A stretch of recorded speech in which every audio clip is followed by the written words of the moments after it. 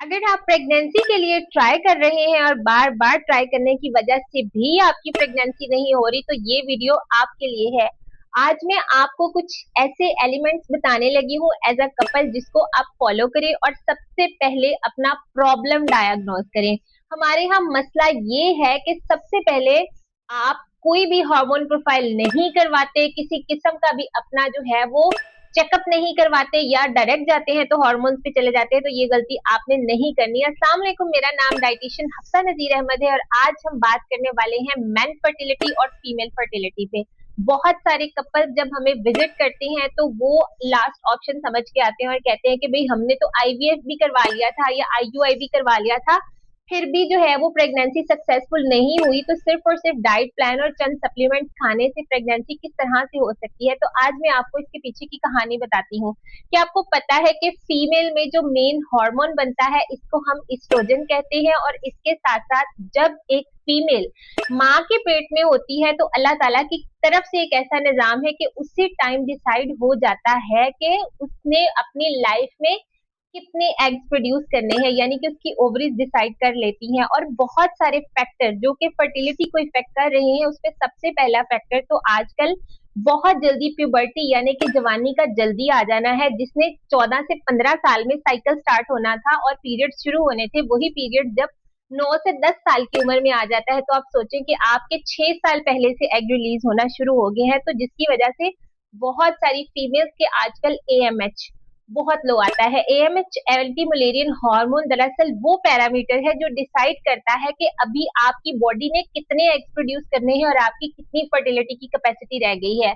बहुत सारे recent patients मेरे पास ऐसे भी आए हैं जिनका सिर्फ एएमएच 1.2 या 1 से भी 0.9 तक था। उन्होंने भी प्रेगनेंसी कंसीव की है सिर्फ नेचुरली अपनी डाइट को और अपने लाइफस्टाइल को इम्प्रूव करके। तो अगर आप एक फीमेल हैं तो आपने डायरेक्ट जाके इंडक्शन नहीं लेनी। ये सबसे बड़ी गलती होती है कि फीमेल पीरियड्स के पहले दिन जाती हैं और जाके बहुत सारे हार्मोन्स की दवाइयां और टीके लगवा के आ जाती हैं, और उसके बाद एग साइज देखते हैं तो उन दवाइयों की वजह से अंडे की कैपेसिटी अच्छी आ रही होती है, अच्छा एग बना होता है, वो दोबारा से इंजेक्टेबल लेती हैं और सोचते हैं कि प्रेगनेंसी हो जाएगी। और इस तरह 3 से 4 साइकिल ट्राई करने के बाद भी जब प्रेगनेंसी नहीं होती तो आपके अपने हार्मोन काफी हद तक तबाह हो चुके होते हैं। तो आपने सबसे पहले करना क्या है, ये टेस्ट करवाने हैं। अगर आप एक फीमेल हैं, आपको जिस दिन पीरियड्स आए हैं आपने एफएसएच यानी कि फॉलिकल स्टिमुलेटिंग हार्मोन करवाना है, ल्यूटिनाइजिंग हार्मोन करवाना है और सीरम प्रोलैक्टिन करवाना है, जो कि बहुत बड़ी वजह है प्रेगनेंसी ना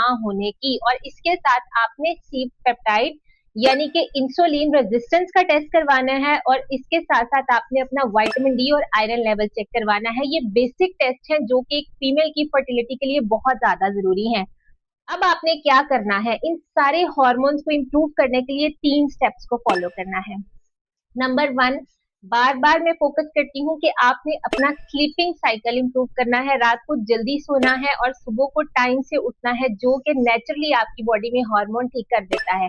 बहुत सारे कपल्स ऐसे भी आते हैं जिनके हार्मोन्स ठीक होते हैं लेकिन उनकी बॉडी में इतनी ज्यादा ऑक्सीडेशन यानी कि जंग लगना शुरू हो जाता है सिर्फ और सिर्फ अपनी स्लीपिंग रूटीन जो है वो खराब होने की वजह से, तो उनको प्रेगनेंसी नहीं हो रही होती। नंबर 2, आपने अपनी जिंदगी से कार्बोहाइड्रेट्स यानी कि नशास्ता को कम करना है, प्रोसेस फूड को बिल्कुल निकाल देना है, पैकेट वाली चीजें फिलहाल पे नहीं खानी, घर का खाना खाएं, सादा सा नाश्ता, सादा सा दोपहर का खाना, और रात को कार्बोहाइड्रेट ना खाएं। कोशिश करें कि आपने रात को प्रोटीन का इस्तेमाल ज्यादा करना है।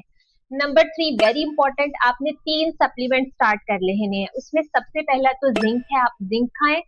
दूसरा आपके लिए फॉलिक एसिड बहुत अच्छा है, आप फॉलिक एसिड खाएं। नंबर 3, ओमेगा 3 फिश ऑयल या विटामिन, इन दोनों में से एक सप्लीमेंट आपने खाना शुरू करना है इन हॉर्मोन्स को करवाने के बाद। और नंबर 4, वेरी इंपॉर्टेंट, आपने अपना वेट जो है उसको नॉर्मल पे लेके आना है। कभी भी ओवर वेट होके इंडक्शन मत ले जाके, डायरेक्ट हार्मोन्स ना लें, क्योंकि आपकी प्रेगनेंसी सक्सेसफुल नहीं होती। जब आप अपने आइडियल वेट पे आ गए हैं, ये सप्लीमेंट आपने 3 से 4 माह के लिए खा ले हैं, आपकी बॉडी में नेचुरल कैपेसिटी बढ़ गई है अंडा प्रोड्यूस करने की, तो आपके प्रेगनेंसी के चांसेस बहुत ज्यादा हो जाती हैं।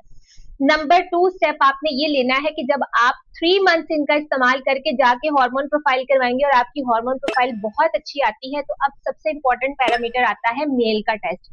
बहुत सारे मर्द, हमारा सोशल टैबू है और सोसाइटी में ये सोचते हैं कि अगर हम अपना टेस्ट करवाएंगे, अगर उसमें थोड़ी बहुत खराबी निकलेगी तो भाई हम पे तो मर्दाना कमजोरी का धब्बा लग जाएगा। तो ऐसा कुछ नहीं है आजकल।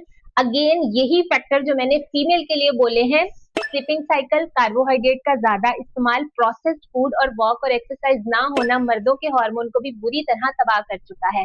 तो अब मर्दों ने क्या करना है, सबसे पहले ये दो टेस्ट करवाने हैं। एक तो सीरम टेस्टोस्टेरोन और विटामिन डी, जो कि बहुत ज्यादा इंपॉर्टेंट पैरामीटर है प्रेगनेंसी में कंसीव करवाने के लिए और मेल की स्पर्म प्रोडक्शन अच्छी होने के लिए और उसकी मोटिलिटी इंप्रूव करने के लिए। और उसके बाद आपने एक हफ्ता अपना स्लीपिंग साइकिल ठीक करके और खाने पीने की रूटीन जो है इसको ठीक करके आपने अपना सीमन एनालिसिस करवाना है। जब आपके पास ये दोनों टेस्ट आ जाएंगे, आपने भी सबसे पहले इन्हीं स्टेप्स को फॉलो करना है जो आपकी वाइफ फॉलो कर रही है। एक तो हेल्दी लाइफस्टाइल अडॉप्ट करना है। सेकंड, मेल ने जो सप्लीमेंट स्टार्ट करने हैं उसमें सबसे ज्यादा हेल्पफुल है आपके लिए जिनसेंग, कोरियन जिनसेंग बहुत ज्यादा इंपॉर्टेंट है। जिंक का इस्तेमाल करें, बहुत अच्छा सप्लीमेंट है। कैप्सूल CoQ10 खाएं, आपके लिए बहुत अच्छा है। कोई सी भी अच्छे से दो सीड्स, अगर मैं मेल्स की बात करती हूँ तो हालो सीड्स और फ्लेक्स सीड दोनों इनके लिए बहुत अच्छे हैं। दिन में एक दफा आपने अपनी डाइट में लाजमी शामिल करने हैं। तो आप ये तीनों सप्लीमेंट का इस्तेमाल करें, फीमेल इन सप्लीमेंट्स का इस्तेमाल करें। 3 से 4 महीने के बाद आप अपना चेकअप दोबारा करवाएं और अगर इसके बावजूद आपको प्रेगनेंसी नहीं होती तो हम हार्मोन के बारे में सोच सकते हैं। अगर आपको फर्टिलिटी रिलेटेड कोई भी इशू आ रहा है, आप कमेंट करें, नंबर मेंशन है, आप मुझे कॉल कर सकते हैं। इस वीडियो को फ्रेंड के साथ शेयर करें और नेक्स्ट आपने इस सीरीज को हम अपने साथ लेके चलेंगे कि आपने क्या क्या चीजें अपनी बॉडी में चेंज करनी है कि आपकी प्रेगनेंसी अर्ली हो जाए। तो आप कमेंट करके भी पूछ सकते हैं, इसके साथ साथ इनबॉक्स भी कर सकते हैं। वीडियो को लाजमी जो है वो लाइक कर दें, बेल आइकन को प्रेस कर दें और इस तरह के इंफॉर्मेटिव वीडियोस के लिए मुझे लाजमी सब्सक्राइब कर दें।